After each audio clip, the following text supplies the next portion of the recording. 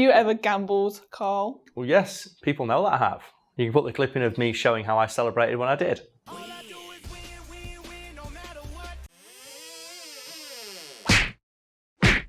In the world of gambling, Kerry Packer is a veritable legend. An eccentric and flamboyant personality, Packer thought nothing of gambling away literally millions of dollars in a single evening.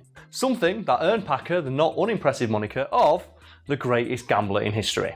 So what does this guy Packer do? Well, these days he spends most of his time being dead, but when he was alive, he was an Australian businessman who could frequently be found in the fanciest and most high-class gambling establishments the world over, spending millions upon millions of dollars on everything from, single throws of dice to games of baccarat and cards and things of that ilk.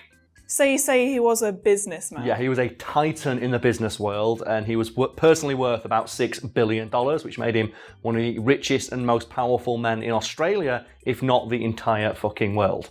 What business was he in? Everything. Mostly media, though. I think he owned a couple of television companies and stuff like that. But suffice to say, he had an almost inexhaustible supply of money, and there was nothing he could not buy on earth that would deplete his seemingly limitless funds. So you mentioned earlier that he was a fan of gambling. Yes, and when you have virtually unlimited funds, there is nothing that you can't gamble away and have to worry about it. So it's noted that he would gamble away millions of dollars in single gambling sessions because he always had more money to go. And he was such a prolific gambler and winner, which is the important part here, that he was banned from many gambling establishments the world over because he frequently ran many casinos out of business due to the obscenely large bets he would make. So how did he go about betting huge sums of money? Yeah, because casinos don't often extend the ability to gamble away millions of dollars in one go to just anybody. So Kerry Packer, as like most businessmen, hated having his time wasted. So he had an army of assistants that, when he felt like going on a gambling spree, would call ahead to every casino in the area and sometimes the world, because obviously he had a private plane, go wherever the fuck he wanted to find out what their limit was and whether or not they'd increase it for Packer. And if it wasn't to Packer's liking, he'd just go somewhere else. And while we don't have any hard numbers on how much he was allowed to gamble at any one time at certain specific establishments, there are stories of him betting upwards of $500,000 on a single throw of dice or game of cards. And that's just a crazy amount of money. And as you can imagine, when you're gambling that amount of money on just one thing, the amount of money you can potentially win is obscene. And he frequently won so much money. As I said, casinos were ran out of fucking business by him. And there's a story about when he was in one establishment, he got kicked out. And he asked them why and said, "Sir, you've won too much money." And he exclaimed to the table, "Wow, I've always wanted to be kicked out of a casino for winning too much money." Just grabbed all his chips, cashed them out and left and went to another casino, because that's how Kerry Packer rolled.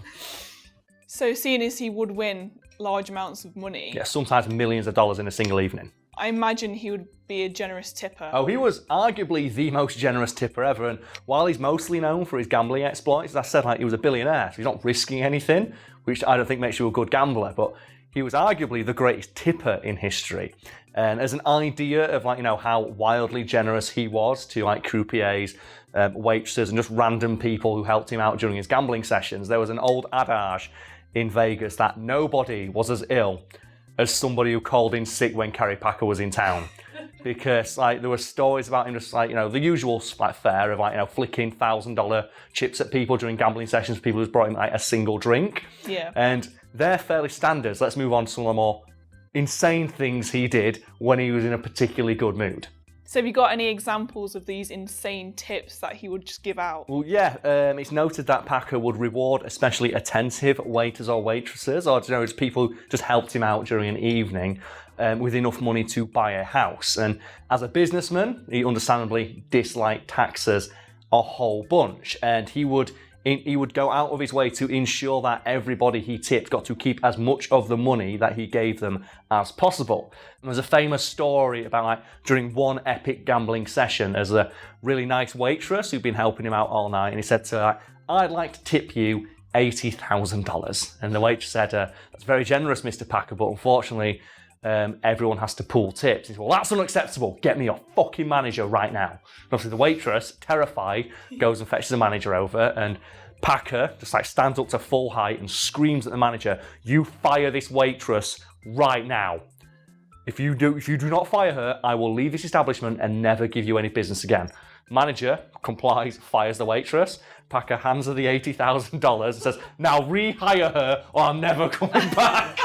Isn't that the that's such a power move, isn't it? So I'm assuming there are more examples because, of course, this Of is course, Fact yeah. Fiend. Fact Fiend's always more examples. There's another occasion, Packer was out golfing, so he didn't just limit his tipping exploits to when he was gambling.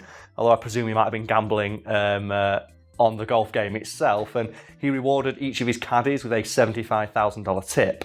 Are you good at golf? Did you know what the distances were? You knew what you were doing, Narelle? No, we were basically glorified drink caddies. We just had to bring him a drink every time he was thirsty. And did everyone get 75, or did you have to split it between the three? Or No, there was 300,000 split between 4 girls. Well, that alone is pretty generous, but he didn't want them to pay any taxes on it, so he made sure the tip was paid out via a casino, which would make it winnings and therefore not subject to tax.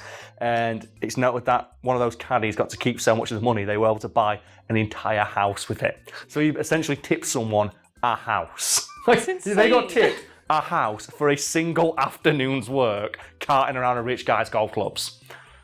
God, that's insane. I It can't reminds me fathom of it. there's a lot of stories about Bill Gates doing this that have never really been confirmed, and he himself denies them. You must have heard Bill Gates tipped paid off someone's mortgage. Yeah. Because they helped him out when he was picking a car or something like that. It's no. I don't think Bill Gates ever really done anything like that, but Kerry Packer absolutely did. It's one of his favourite things to do was pay off someone's mortgage.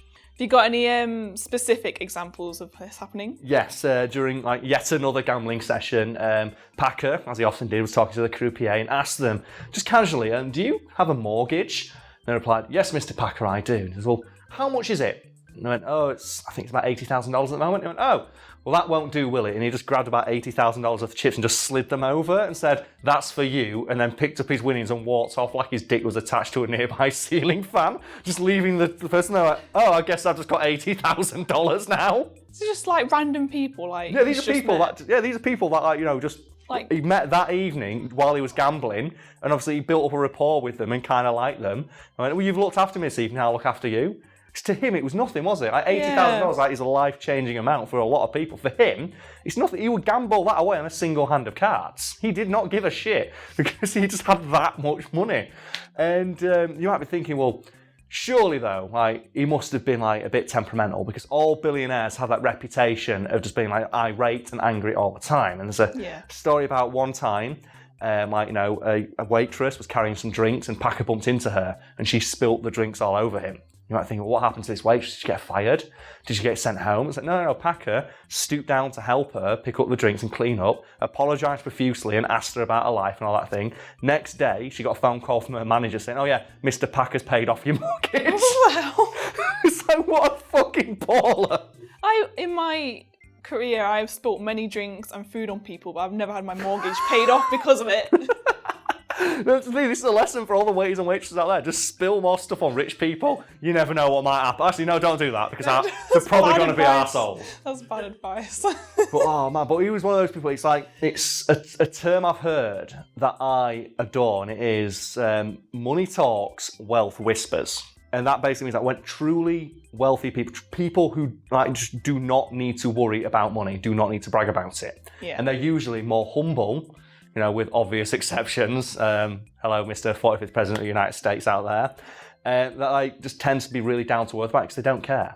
And Packer was like that because obviously he was gambling. He didn't give a shit. So that's his evening off. That's what he enjoyed doing. So when he said the story of bumping into a waitress, he didn't burst into a blind rage because I've got nowhere else to be. I've booked this evening off. Whatever, I'm going to hug you a hand. Yeah. Also, here's just money for your mortgage. Also, it means nothing. It's fuck it. Also, it was partly his fault it happened. Yes, and I'm guessing there's a lot of people out there who would imagine that scenario going a lot differently with, perhaps another billionaire. Hello again, Mr. 45th President of the United States. How's it going, mate? News is not going well for you, is it? We're recording this right now in the middle of some very, very rough water for you. Enjoy prison. So out of all these examples of Kerry Packer being a hero... Yeah, a legendary large dong hero to the masses. Do you have any personal favourites? My favourite Kerry Packer story occurred when he had a heart attack. And he was rushed to hospital and survived. And the 2 paramedics who helped him that day found out because they had no idea who he was. So they just turned up and helped him go to the hospital. The next day, they mysteriously had $1 million each deposited in their bank accounts by Mr. Kerry Packer as a thank you, as a tip for getting him to the hospital on time. Oh, God. So he even tipped his fucking paramedics. What an absolute ledge.